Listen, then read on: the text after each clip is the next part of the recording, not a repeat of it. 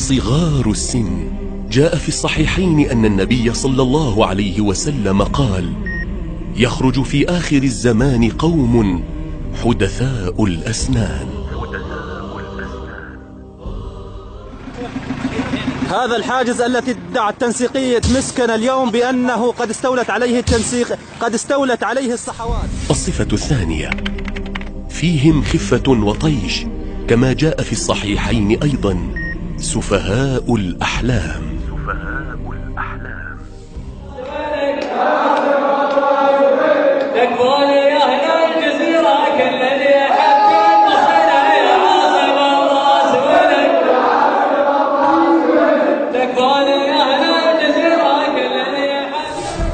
الصفة الثالثة: كلامهم جميل بخلاف فعلهم، كما جاء في الصحيحين: يقولون من خير قول البرية لا يجاوز إيمانهم حناجرهم.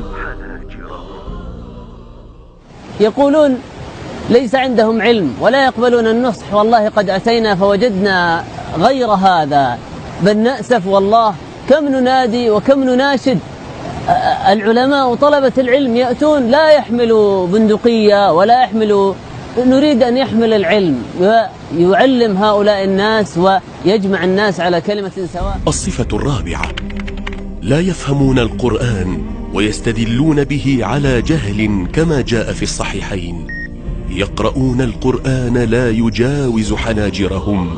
قال عبد الله بن عمر رضي الله عنهما: انطلقوا إلى آيات نزلت في الكفار فجعلوها في المؤمنين. ينذرهم وأنذر عشيرتك الأقربين، أبدأ فيهم وحرض المؤمنين اللي تعرفهم، حرض المؤمنين، خلهم يبدون بالأعمال الداخلية. كل واحد يبغى ينفر يسألك، يبغى ينفر، قل لا تنفر، اقتل جنديين وتعال. الصفة الخامسة: يقتلون المسلمين، كما جاء في الصحيحين: يقتلون أهل الإسلام. قال ملا قاري: يقتلون أهل الإسلام لأنهم يكفرونهم فيقتلونهم. لا عالصف، صف خليني بصلي.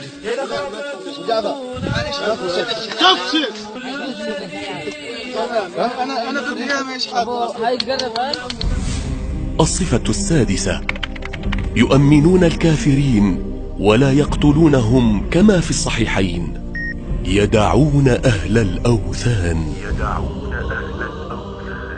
قبول دفع الجزية والعيش كذميين تحت ظل دولة الخلافة، فتكرم خليفة المسلمين حفظه الله ورعاه على نصارى القريتين بقبول الجزية منهم والعيش تحت ظل الخلافة بعقد ذمة. الصفة السابعة: يرفضون النزول إلى شرع الله، كما قال صلى الله عليه وسلم: يدعون إلى كتاب الله وليسوا منه في شيء. فلن نقبل التحاكم معكم إلى شرع الله الذي تريدونه، فشرعكم غير شرعنا، ولهذا تفاصلنا وتمايزنا، لأن ديننا غير دينهم وشرعنا غير شرعهم، وإن تشابهت الأسماء. قال فرعون: وما أهديكم إلا سبيل الرشاد. الصفة الثامنة: لا يقدرون للنبوة قدرها مع سوء في الخطاب، كما في الصحيحين لما قال ذو الخويصرة للنبي صلى الله عليه وسلم: اعدل يا محمد فإنك لم تعدل.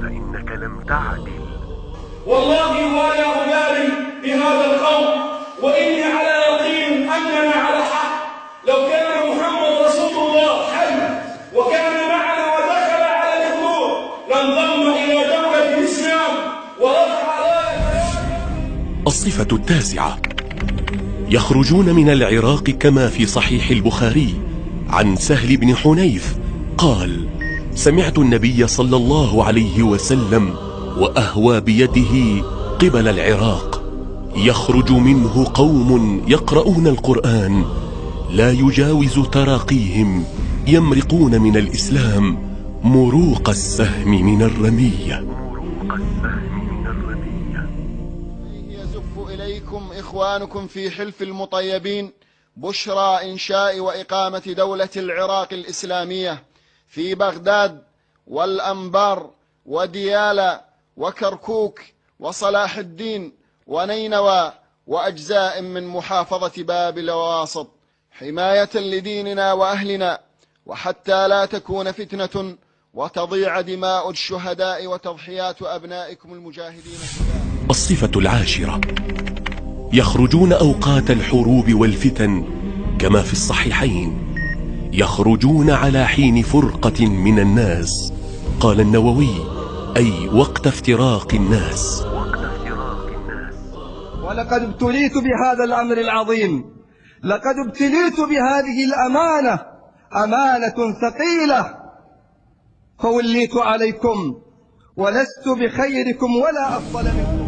فهذه 10 صفات نبوية ذكرها من لا ينطق عن الهوى، مطابقة لصفات داعش رأي العين.